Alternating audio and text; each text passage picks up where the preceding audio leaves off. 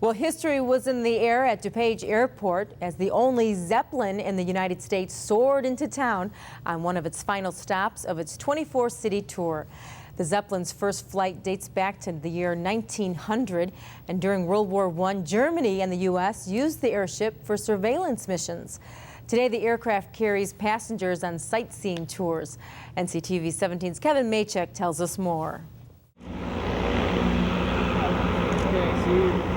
David Byer is no stranger when it comes to flying high, but he wanted to take his wife and 3 children on a different kind of flight, aboard the Farmers Insurance Zeppelin. It was a great experience. It was very unique. I'm a private pilot. I fly just for fun, but this was low and slow, and I love low and slow too. You can stick your head out the window, and you can feel the wind just blowing on your face.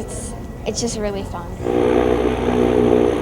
Named Eureka, the airship is on a 6-month nationwide tour, taking 12 passengers at a time up in the air for a 45-minute ride. This is the first Zeppelin tour across the United States in over 70 years.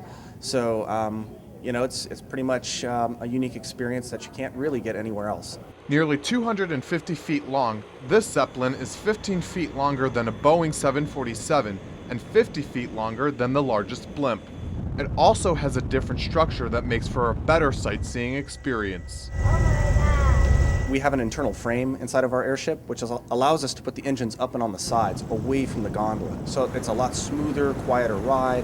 A lot of people describe it as like the actual takeoff is sort of like an elevator, but you have almost like a panoramic view of the takeoff, and it's something that people have described as maybe like floating on a cloud.